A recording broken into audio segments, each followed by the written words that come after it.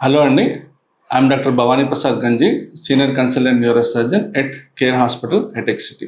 మన దగ్గరికి పేషెంట్ కంప్లైంట్స్తో వచ్చినప్పుడు, ఫర్ ఎగ్జాంపుల్ హెడేక్, వామిటింగ్స్, లేదంటే ఇంబ్యాలెన్స్, తర్వాత weakness of the hand, leg, వీటితో కంప్లైంట్స్ వచ్చినప్పుడు మనం ఫస్ట్ వాళ్ళని కంప్లీట్గా న్యూరలాజికల్ ఎగ్జామినేషన్ చేస్తాము.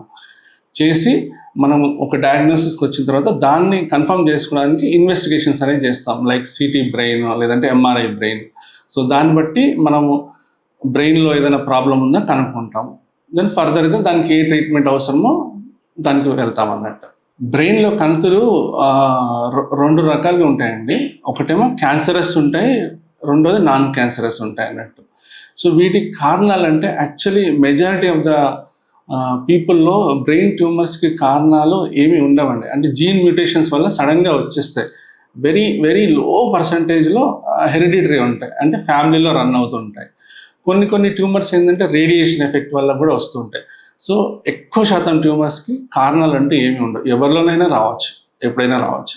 కొందరికి ఆ బ్రెయిన్లో ట్యూమర్స్ ఉండడం వల్ల జనరలైజ్డ్ సిమ్టమ్స్ ఉంటాయి, లైక్ హెడేక్, వామిటింగ్స్, తర్వాత ఫిట్స్ రావడము, ఇట్లా కొన్ని ఏమో ఏరియాస్కి సంబంధించిన సిమ్టమ్స్ కూడా ఉంటాయి. లైక్ బ్రెయిన్లో మేజర్గా ఫ్రాంటల్ లోబ్ అంటాం, అక్కడ వచ్చినప్పుడు మన బిహేవియరల్ చేంజెస్ అట్లా రావడము. టెంపరల్ లోబ్ అంటాము, తర్వాత అక్కడ వచ్చినప్పుడు హియరింగ్ ప్రాబ్లమ్స్ రావడం. పెరైటల్ ఫ్రాంటల్ లోబ్ జంక్షన్లో వచ్చినప్పుడు కాలు చేయి వీక్నెస్ రావడము. ఆక్సిపిటల్ లోబ్ అని ఉంటుంది, అక్కడ వచ్చినప్పుడు ఐ సిమ్టమ్స్ రావడము. తర్వాత సెరిబెల్లం అని ఉంటుంది, దాంట్లో వచ్చినప్పుడు గెయిట్ డిస్టర్బెన్సెస్, అట్లా రకరకాలుగా ఏరియా ఆఫ్ ది బ్రెయిన్ బట్టి కూడా సిమ్టమ్స్ స్పెసిఫిక్గా ఉంటాయి అన్నట్టు. సో మనకి ఇట్లాంటి సిమ్టమ్స్తో మన దగ్గర పేషెంట్ వచ్చినప్పుడు ఫస్ట్ స్కాన్ చేసి చూస్తాం.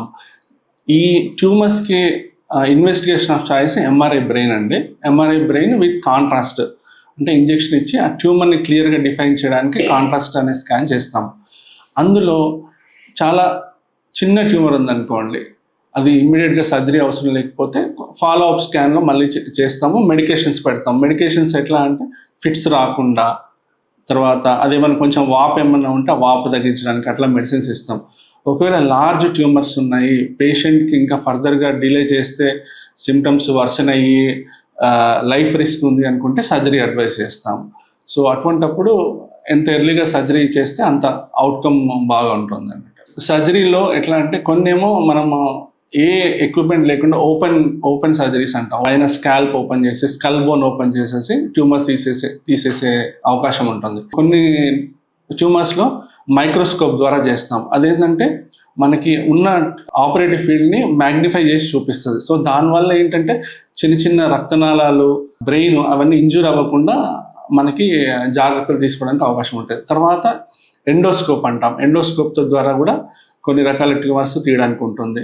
ఈ మధ్యన ఇంకా కొన్ని ట్యూమర్స్ ఏమో చాలా డీప్ సీటెడ్ ఉంటాయి, అంటే బ్రెయిన్లో మధ్యలో ఉంటాయి. అంతవరకు మనం వెళ్ళాలి అంటే నార్మల్ టిష్యూలోంచి వెళ్ళి అది తీయాలి. అట్లాంటప్పుడు పేషెంట్కి ఎక్కువ డ్యామేజ్ అయ్యే అవకాశం ఉంటుంది. సో వాటిలలో ఏం చేస్తామంటే స్టీరియోటాక్టిక్ బయాప్సీ లేదంటే నావిగేషన్ గైడెడ్ బయాప్సీ అంటాం. వాటిలలో చిన్న నీడిల్ పంపించి ఆ ట్యూమర్లోకి అక్కడ నుంచి ముక్క తీసి పరీక్షకు పంపిస్తాం, హిస్టోపెథాలజీ. దాని ద్వారా డయాగ్నోసిస్ వస్తే దాని తర్వాత ఫర్దర్గా కీమోథెరపీ, రేడియేషన్ ఏమైనా అవసరం ఉందా అనేది చూస్తాం అన్నట్టు. మీరు తీసుకునే అదే మందులు, అదే నాణ్యమైన మందులు, కానీ సగం ధరకే. అవును, మెడ్ ప్లస్ బ్రాండ్స్ పై 50 to 80% తగ్గింపు.